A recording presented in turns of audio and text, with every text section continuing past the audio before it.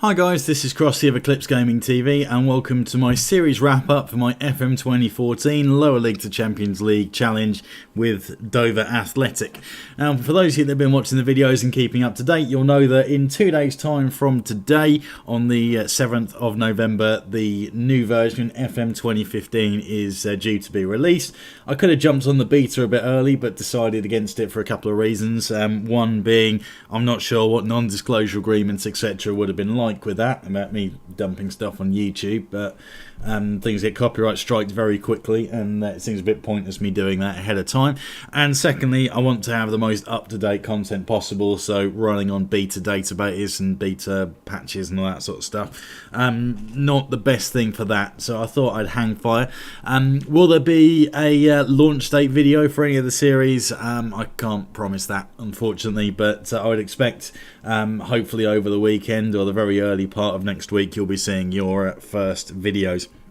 But it was decided I'm going to switch over and abandon everything on FM2014. Couple of reasons. Everyone wants to see the new features up and running, which look very exciting this year, this time around. And also the chance of picking up any new viewers to this series is going to be very slim. And the 2014 stuff is going to get dropped and moved on to very quickly.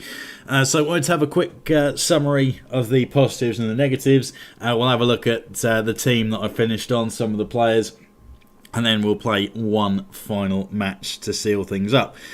So first of all, positives, especially in the early days, there was a heck of a lot of views on the early couple of videos, which I kind of unstuck myself, to be honest, all of my own doing, which I'll talk about a little bit later on. But when I really started to revitalise things with the series, I have to say that the support, while it wasn't quite as big as it was to begin with, the support has been fantastic. It's been good to have a core group that have stuck with the videos and watched them throughout, which is great. So thank you very much, guys, for that. And for your feedback, comments, suggestions as well. They've all been very helpful. I've tried to either reply to them personally or at the very least take them all into account, which I think I've done a fairly good job of. And I've got some half decent feedback from you guys, which have helped us all the way through. The change in formation, I can't remember who told me to try that, but it pretty much earned us promotion in the first season, and that's the other positive as well. In our first season we have managed to secure promotion, and we're there or thereabouts. We started better in the second season, which we didn't get to complete, but a little run of losses pushed us a little away from the playoff spots. I think we probably could have done it and snuck into the playoffs. So if we were able to do it in the first season after that shocking first half, really, then there's no reason it couldn't have happened again. And I think we had a good squad as well, but never mind. Couple of really good standout players. I will touch on those once we actually jump into the game. But also onto some negatives. So defending was a horrible thing for us going forward the whole time, actually. No matter what we changed, it was really a case of damage limitation and trying to make sure it wasn't quite as bad as it could have been, which I think the change in formation did in the first season, and then a couple of very good signings at the back in the second season, which again we'll touch on. But for the most part, our defending was absolutely woeful. It really was, and I think a lot of that had to do with my own doing, because I left team training in the hands of the assistants for the most part, and they spent the whole time working on team cohesion. So I changed that up to tactics and defensive positioning, but I think it was too little too late. The damage was done there. So defence was a big problem for me. Maybe could have done with a bit of strengthening, but I think the players that we had in were good enough to do the job at the level, and I'm trying to figure out what I could have done otherwise. I had another little problem why I had closing down on for the wrong players, and it ended up pulling out centre-backs chasing strikers and then balls in behind for midfielders to run onto, etc. So, yes, some of that was my own doing. I will give you that. And also sent the fullbacks to be a little too aggressive as well with the player roles. So, yeah, a few things on my part that I haven't done great there.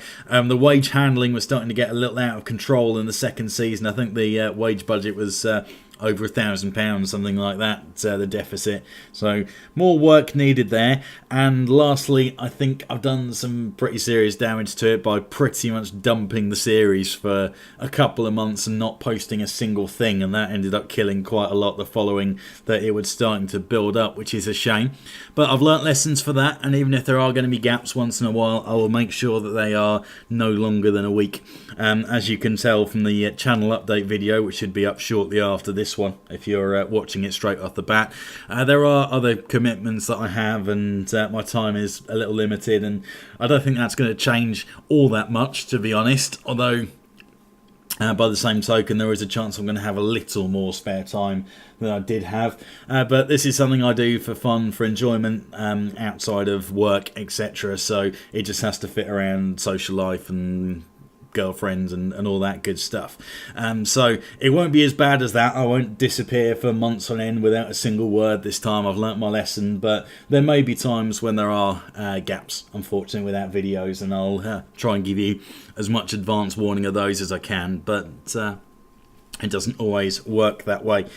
So what I'm going to do then is we'll have a little flick around at some of the players, some of the seasons they've had in the time with us, a season and a half, some players that we'll remember fondly, some that we won't, and we'll also have a bit of a look at one final game, and we're going to have a bit of fun, throw the kids in, that sort of thing. Right, okay, so let's get into it. First of all, I think we have to say props to our standout man from our first season that properly led the charge for us, Moses Ademola. I'll jump onto the history for you now. 43 appearances, 25 goals and 22 assists. With a 7.19 rating. That's only in the league. Also in the cup, you can see here, he scored a further 6 goals. So it was 31 goals, 27 assists. Absolute machine for us in the Skrill South. Hasn't done quite as much in the Skrill Premier, as far as coach reports, etc. said. He didn't have it in him. And I did actually release him from the club. But due to a little worry about depth in the wide positions, I brought him back, played 18 games for us, 2 goals, 5 assists. Hasn't really found his shooting boots in the way that he did last season. Also, just wanted to show you, we were able to bring back Adam Birchall this season on a free transfer from Gillingham, but we did have him on loan. Didn't repeat his goal scoring form from all the way down here. And let's see if we can get some proper stats. So 41 appearances, 34 goals in the league. Ended up scoring, was it about 50 goals, including his cup efforts and Kent Senior Cup, FA Cup, that sort of thing. I think that may well have eclipsed 50 all in all, which is a pretty impressive effort, but the game hasn't picked up on it. Since he came to us, let's see. So yeah, came to us, 21 appearances, 8 goals, 5 assists, and this season 18 appearances, 12 goals. So leading the charge for our attacking line. In his first season with us, he wasn't really scoring that many goals, but seemed to be pulling a lot of the strings in an attacking kind of standpoint, and he's been much more prolific this season since he hasn't got Moses stealing all of his thunder, and has managed to put a lot more goals in the back of the net. Also, a little mention has to be made too, if I can find him. Where's he gone? Nathan Elder, there he is, for scoring some absolute crackers. Pretty much the only goals he scored have been from outside of the box, top corner screamers. And looking at these stats, it's quite a surprise to see that happening with his 6 long shots. Nathan Elder, basically a big man there to hold it up, but he scored some absolute screamers for us, and has pretty much been on the periphery of the side last season and this season, mainly because bringing Birchall in, he was almost definitely going to be playing, kind of out of affinity to him rather than anything else, and Moses Ademola made sure that he was in the side regardless of what happened, and up top, not in one of the wide positions. So yeah, no problems with the forward line, never has been. But it's been other areas where we have been struggling. Lee Hughes down here with his stats, we thought he was going to do quite a lot for us on the finishing aspect and help slot the ball into the back of the net. Very good mental stats, but a couple of injuries have kept him out of the side. A few highlights. Newman Duncliffe stepped in last season. We had... I can't even remember his name. He was that forgettable. But we had a goalkeeper in, and I still can't think of his name. We'll have a look at transfers in a bit and see some of the players. But Newman Duncliffe stepped in for a big chunk of last season with Mitch Walker getting knee tendinitis, taking him out for 6 months. And it turned out that Newman stepped in and did a really, really good job for us. Actually managed to rack up a few clean sheets, which was rare for us. And he pretty much kept the gloves right up until at the end of the season when we got Mitch Walker back for the last couple of games in the playoffs. And just wanted that extra bit of talent in there. Right at the death. And if we kept this going much longer, I think he may well have developed to the point of taking over from Paul Smith, who I was looking at potentially moving on, getting a short-term option in, and then Newman taking over full-time. But we're not going to see that, unfortunately. But potential to develop and be very useful. A couple of highlights have been these two. Daniele Ficagna, the 33-year-old Italian, who has initially been kept out the side by Teddy Ngoy, but stepped in and never looked back. 3 goals, so fairly useful from corners, set pieces, etc. But 6.84 rating. And the surprise package, Devante McCain, who's been arguably our best centre-back, and you look at these stats and you're thinking, how's that happened? Brought him in from Gillingham, but he has been outstanding for us. No other word for it, and lots of potential to develop. Paul Smith came in for Mitch Walker. Short-term option, no doubt. Mitch Walker over long-term would have been the better option, but we wanted someone to try and help us get this promotion. Fraser Franks and Tom Winter. Frank's rotation option. Thought he'd be a first-choice centre-back, but been kept out by these two. Tom Winter pretty much ever-present at left-back. Lloyd Harrington couldn't get anywhere near him last season. Harrington disappeared. And then I got Gary Borrowdale in, who I've been trying to offload because of his £775 a week. I thought he would be brilliant for us. Got some Premier League experience, etc. Just didn't deliver, and has been one of my biggest mistakes, I think, signing-wise. Let's see, who else do we want to talk about? Alex Sadira, very little football this season, a little bit past it, but he is our chief scout, so still sticking around at the club. Again, Lee Hook, who became assistant manager, long since been too old and a little bit weak on his stats wise to be anything useful as a player, but very good man management, so we've kept him around in the assistant manager's role. Who else do I want to talk about?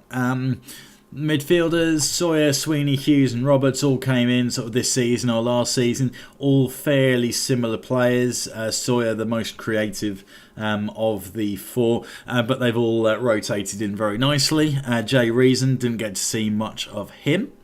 As far as other young talented players, got Tom Ross in here, the 16-year-old right back, can also play at centre back. 20 determination, and there was a call that determination was the biggest stat to make sure that a player develops to their potential or higher. I think plenty of research has been done into this, and it doesn't make any odds at all actually, and other things are important, like having a player with high determination tutoring them, but again, haven't had much chance to see him develop.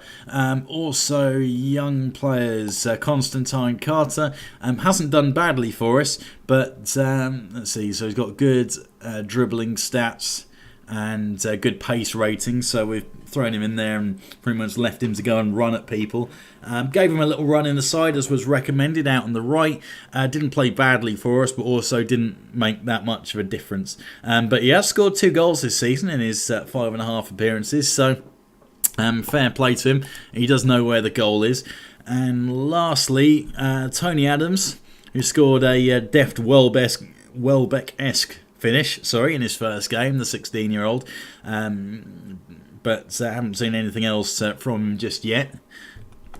And we're not going to see him develop any further, actually. But he's one of those players where, even though stats-wise and development potential, they've not got a whole lot, I've just sort of taken a liking to them and end up giving them some football and see some excellent results like that finish, which Can't remember what part it was in. I can't refer you to it. But if you watch back a few parts, I think it was when there was a cup game on where he scored it in. It's very, very impressive. And also, I'll just show you really quickly our transfer history. Transfer history. Right, Stuart Searle was the goalkeeper that we let go. Came in for us. Harry Milton, defensive midfielder. He was replaced last season, really, by... who was it? So as the season before we brought him in, he was replaced by Grant Roberts, who was a little more effective. We had Kerry Gilbert in on loan. Oh my, he was terrible when he first came to us. I think he had a 5.4 average rating for quite a long time. And I haven't seen anything quite like it from the ex-Arsenal man. That was exciting in itself. Let's see, who else do we bring in we're talking about? Pretty much everyone. And then you can see a lot of free transfers. A lot of players got offloaded at the end of the last season. Wanted to completely rebuild the squad and push on and do the best we can. I was berated a little bit for letting Mitch Walker go. But as I've said, we were looking short term for a single promotion, and then from that point we'd need someone that could step in at the next level and try and bounce up the leagues. So yeah, that was my main reason for letting him go. But ideally you would have kept Mitch Walker around, given him as many games as you possibly could, and tried to get the best out of him. But what I'm going to do then, just to wrap things up finally, is we'll have one final game with this team. I am going to change things up a lot. So we're going to have Adams... Tony Adams alongside Birchall. I feel like I should find a spot for Moses. I'm going to find a spot for Moses. So we're going to drop to 4-4-2. Okay, let's go. So we'll have Moses on the right. Daniel Sparks, who's actually been a revelation for us out on the left, is going to get a run out as well. Well deserved. So we've got Sparks. I'm going to throw Constantine Carter into central midfield. Oh, actually, no, that doesn't work. Let's put him... okay. He's not comfortable in either of those positions. Alright, well, we'll just leave him there anyway, because we're only having a little mess around here. Newman Duncliffe going in. Got to go in. What else do I want to do? And put Alex Sadira in his role in the hole where he's so effective for us. Carter behind him. Who can I play? Can Sparks play central mid? No, he can't.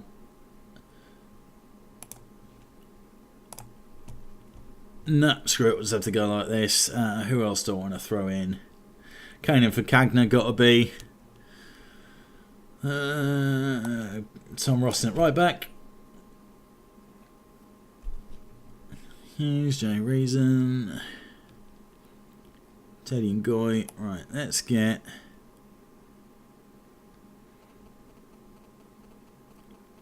Nathan Elder available. Broydale, now he's not going to play in the last game. Yeah, let's go with that.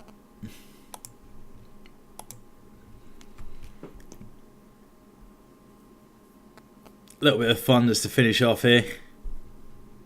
Not too worried about the result. We are squaring off against top of the table Halifax, so not too much is expected of us, to be honest.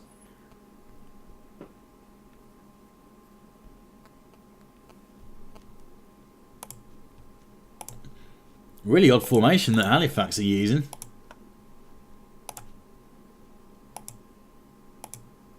Very defensive. So we'll just look to run at them. Sparks with a nice ball up to Adams. He can't win the header, but Sparks with another chance. Ball into the channel, selling Adams short once again. Oh dear.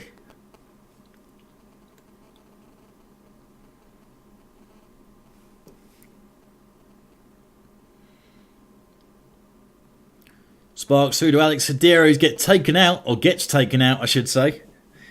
Sparks high and wide with his effort.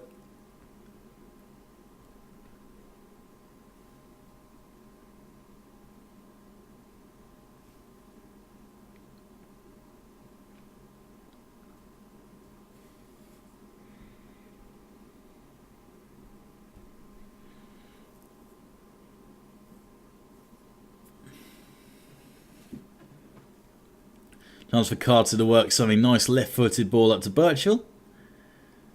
Out to Sparks. Chance for Birchall. Flicks to Adams. Ooh. Thought they might have drawn a save from the keeper, but not quite. High and over the top. Unfortunate, but a very good effort there. And we've made it to half-time with a clean sheet with this team. That'll do nicely. Let's see. Tell lads to go for the win here. May as well.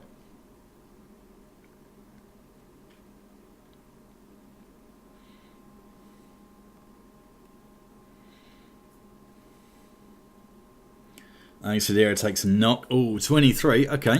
Well, I had to give Jay Reason a little run out as well, so let's put him in there.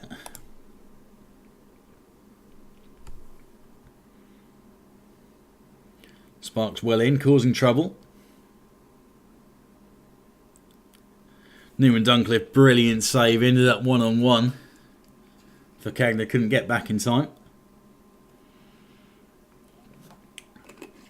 Newman Duncliffe catching practice at the near post. Jay Reason comes on, gets crocked straight away.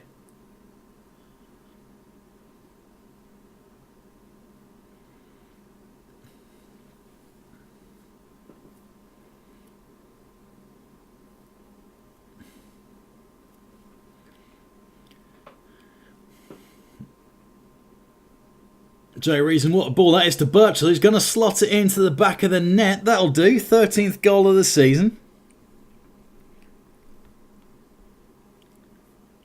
Great bit of football on display here, actually. Boom, over the top. Sends back caught with his arm in the air. Keeper flaps at it. Birchall there to finish off. Newman Duncliffe again, equal to that.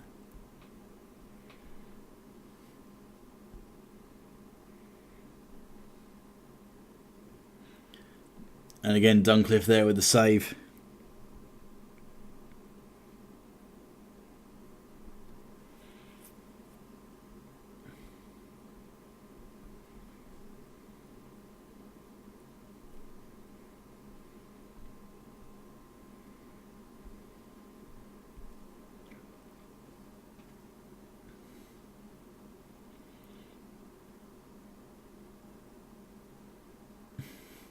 Adamola, what a ball in that is, actually. Sparks keeps it alive. Out to Carter, who finds Jay Reason. Tony Adams with a left-footed effort. Straight into the hands of the goalie. Minute or two left to go.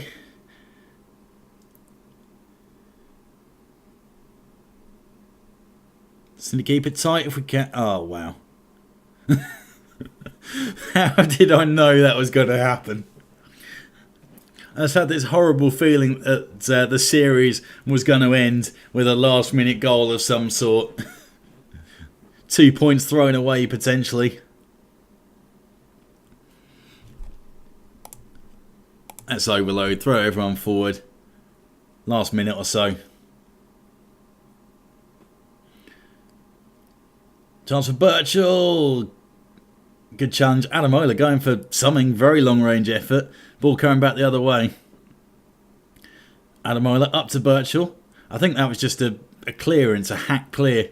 That it ended up going straight up the other end. And Birchall got in behind. Great ball from Sparks. Carter wins that.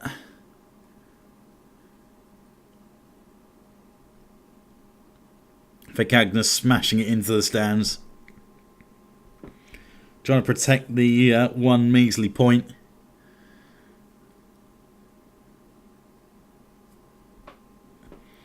And it looks like that's exactly what we've managed to do. So we will take that, I think. A point from the top of the table team. Should have been 3, but story of our season, I think you can say. Or story of the whole series, so not a bad way to wrap things up. Anyway, this has been Crossy of Eclipse Gaming TV. Thank you very much for watching this series and sticking with me. It's been a lot of fun, to be honest, and I'm kind of Gutted I didn't put more time into it early on, and we could have got a little bit further with this challenge. But never mind. It will be... Oh, wow. Sorry. It will be making a return for FM 2015, which is out in 2 days' time. So keep it locked for that, and I will be more than happy to have you joining me for that. A few other series coming up as well, including the much promised Gillingham series, which is going to be one of the first ones uploaded to the channel. So keep it locked here to Eclipse Gaming TV. There will be plenty more Football Manager action and more from the Dover still to come.